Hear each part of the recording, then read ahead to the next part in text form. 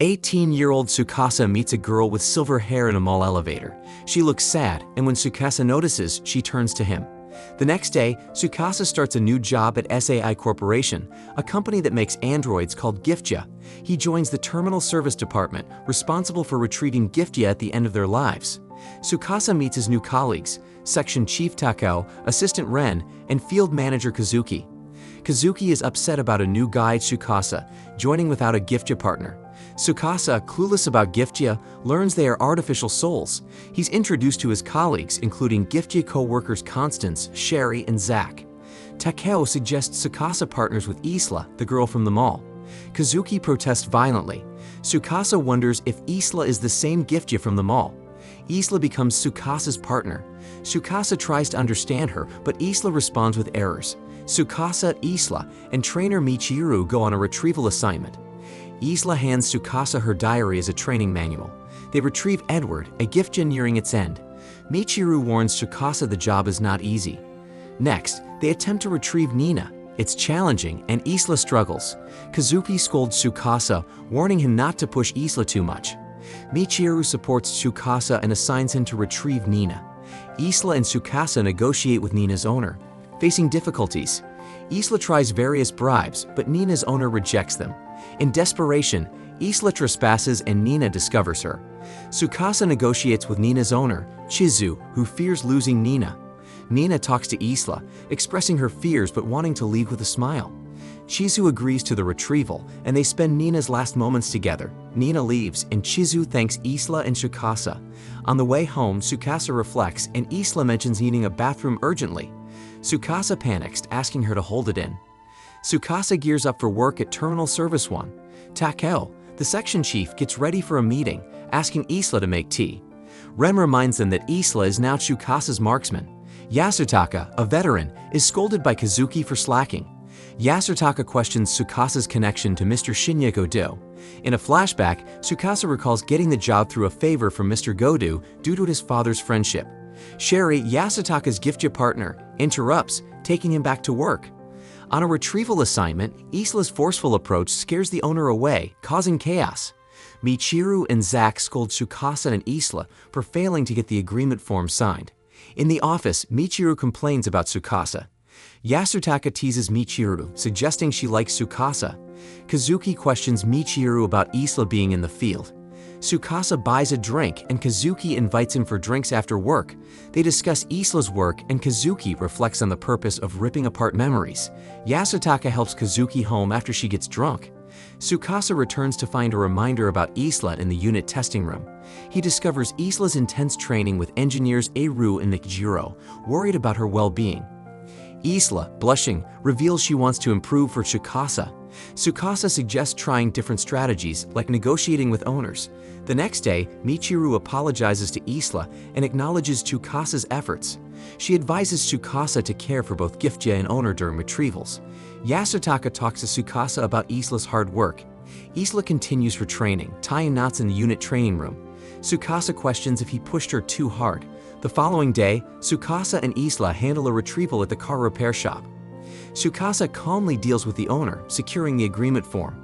Kazuki and Yasutaka notice the duo's compatibility. Yasutaka hints at a revelation. Isla's lifespan is ending in 2,000 hours. At night, Tsukasa and Isla live in the SAI company dormitory. Tsukasa tries to talk to Isla, who's on her charging station. They share an awkward moment. Ren informs Tsukasa about a rule that spotters and marksmen must live together. Tsukasa, surprised, learns Sherry and Yasutaka follow this rule too.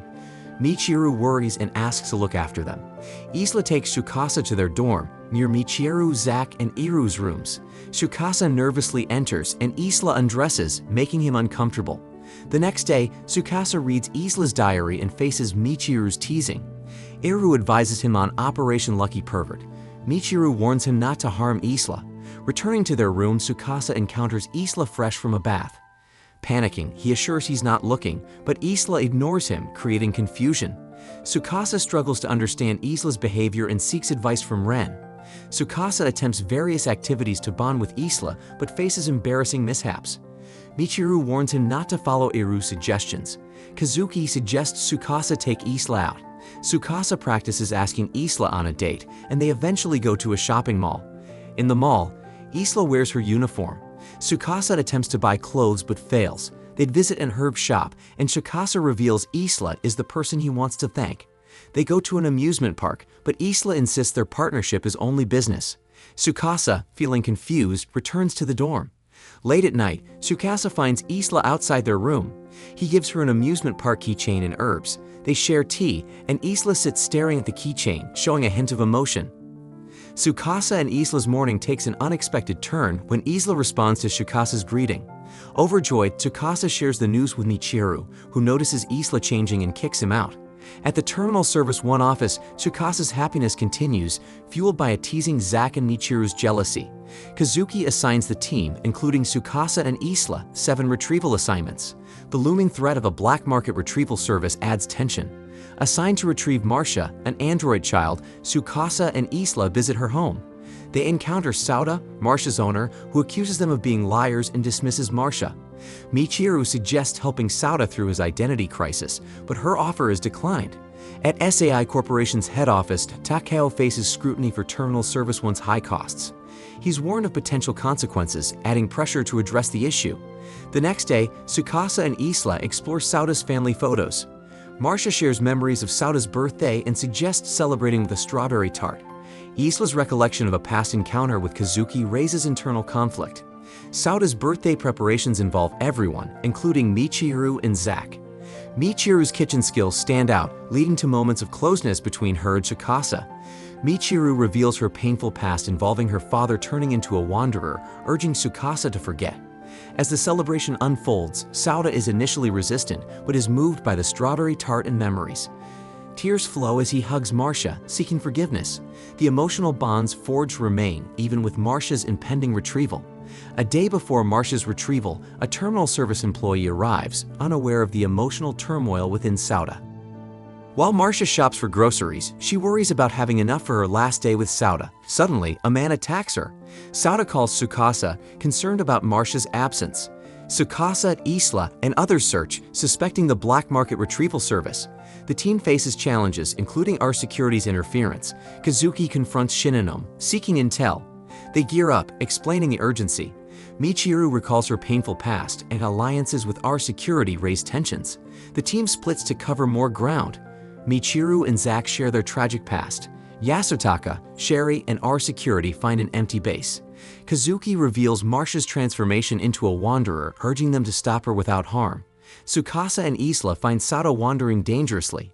Yasutaka warns of gifted difficulties as wanderers. Memories haunt Michiru. The team faces roadblocks but discovers a lead. Kazuki confronts Shinonome, buying time. Conflicts arise within the team. Marcia's whereabouts are pinpointed, but time is running out. Sauda unknowingly complicates things. The team finds an unconscious abductor. Kazuki admits they can't retrieve Marcia. Isla vows to handle the situation, leading to a confrontation with Marcia. Sauda's presence escalates, forcing Tsukasa and Isla into a difficult situation.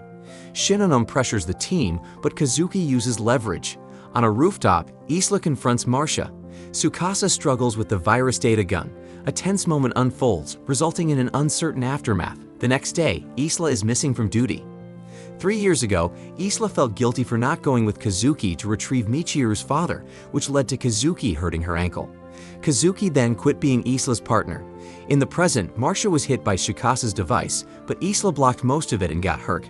Tsukasa is now doing desk work. After visiting Isla, Tsukasa stays positive despite the incident. Isla, during her repairs, notices Tsukasa more. She talks to Michiru and Iru, who think she loves Tsukasa. Iru decides to help Isla watch Tsukasa, but Isla admits confusion to Michiru about Tsukasa's constant optimism. Michiru reveals Tsukasa never forgot Marcia's incident. He apologized to Sauda, even neglecting desk duties. Isla learns Tsukasa smiles from sadness. After repairs, Isla returns home, but Tsukasa isn't there. At night, she finds him at the office. Tsukasa learns Isla has only 1,000 hours left, about a month. When offered a new partner, Tsukasa insists on staying with Isla, making her happy. If you like this story, then click the video on the screen to watch the next part. Thanks for watching.